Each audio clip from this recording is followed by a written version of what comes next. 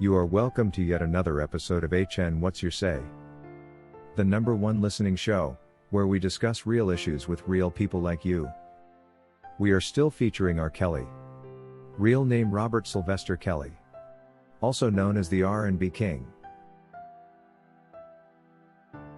R. Kelly's case has proved to me that once the feds are out to get you, it doesn't really matter what the law says. They will get you. R. Kelly was charged with trafficking in New York and tried in the Brooklyn Federal Court, where he was found guilty of all 10 counts with the trafficking counts inclusive. Attempts to get the court to reconsider that saw R. Kelly's attorney Jennifer Bonjean file a number of motions all fell on deaf ears. The court was more than determined to convict R. Kelly for all charges and was not interested in reviewing some of the counts one by one, just in case there could have been an error somewhere. But is R. Kelly really guilty for trafficking? The trafficking R. Kelly was accused of by legal definition is a form of modern-day slavery, which occurs when a trafficker exploits an individual with force, fraud or coercion to make them indulge for commercial reasons. It involves recruitment, harboring, transportation, patronizing or soliciting of a person to indulge with the trafficker for commercial purpose.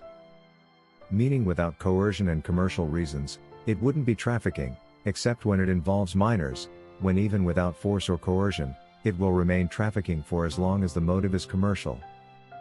Now, this almost made R. Kelly a trafficker but for the commercial part. If the individual indulges with the alleged trafficker but with no commercial purpose, according to the law it cannot be regarded as trafficking.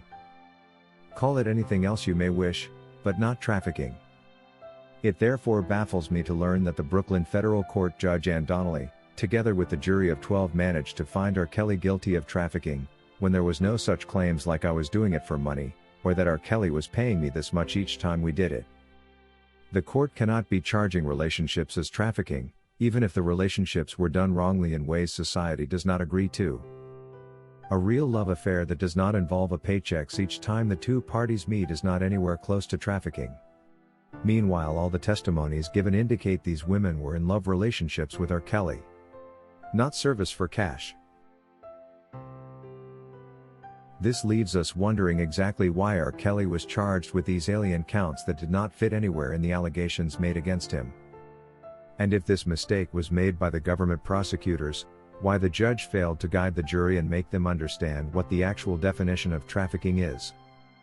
Assuming she too did not remember what it is, she definitely had the penal code to consult and get the true definition, something she probably did not do. Or maybe something she did but chose to ignore and hope that the guilty verdict will pass without much contestation.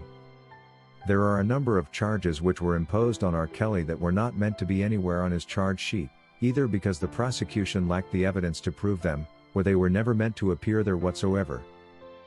But when dealing with a case against a high-profile celebrity such as R. Kelly, one who may become a target for malicious intent, anything is possible. The claims that R. Kelly coerced his alleged victims were also dramatically thrown out the window during the Chicago trial, when he was duly found not guilty for these counts, though the judge decided to force guilty counts claiming that if he enticed them, then he coerced them.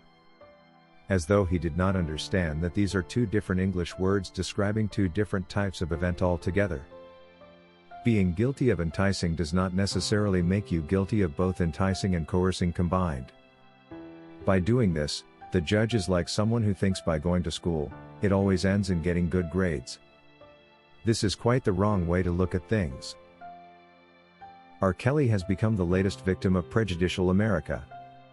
It is such mistakes by the trial courts that have made the appellate court very important and busy in the U.S.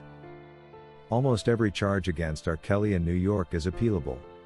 The New York RICO charge was itself shaken when R. Kelly's co-defendants, who the prosecution claimed had been involved, were found not guilty and duly acquitted in the Chicago court. It's now a matter of adding this on file, and the government will be faced with a tough question of why, and how this happened that they will have no answer to. A thorough study of all accusations against R. Kelly will likely reveal that there is no legitimate claim against him. Indeed, most of the charges against him were fraudulently introduced onto the charge sheet.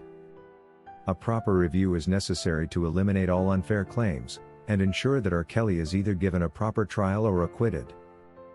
The authorities ought to remember that no relationship, even if it's between two marrieds, ends and both parties are excited about the breakups.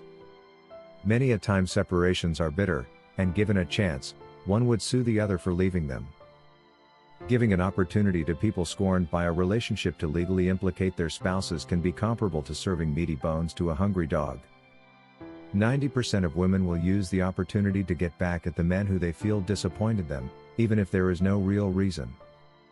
That's the problem of having unregulated organizations such as the Me Too, whose objectives are not even clear, and giving them a platform to operate at such a high level. The result will be numerous wrongful convictions, biased judgments, and misinterpretation of the law. R. Kelly is in the real sense innocent of most of these charges imposed on him, but because the minds of the judges and jurors were already corrupted with negativity published against him, it was hard for them to remain objective. There is also a presumption that the government witnesses were well drilled through the allegations they must make against R. Kelly. In fact, with the surviving R. Kelly docuseries, it is obvious that these people must have been well drilled to make the false claims they made. Remember, TV shows involve directors and producers who determine your script. Well drilled from the surviving R. Kelly documentary, therefore, it is not surprising that the witnesses chose to lie under oath multiple times. According to Alma Ward, all black artists ought to be very careful. There seems to be a crackdown on all of them. They better beware and stay out of trouble, as they will never know if they are next in queue. We are being taken back to the 60s when we had to fight for our rights. It looks like they want to bring the Jim Crow laws back. According to Ray Johnson, I am the kind of person who never calls wrong convictions mistakes. The judges, government prosecutors and jury technically knew what they were doing. The prosecutors smuggled in alien charges knowingly, with the aim of destroying R. Kelly. No wonder all defense motions fell on deaf ears. Only the appellate court can reverse this. We have hope in the appellate court to reverse the New York conviction, as it was all a fraud of a lifetime. That is all we had for you today on HN What's Your Say? To keep updated whenever we post a new video, subscribe to this channel now. Also remember to hit the bell icon and enable notifications. And feel free to share your opinions with us in the comment section below, and let us know if you would like us to publish your views in our next release. We value all our subscribers' opinions.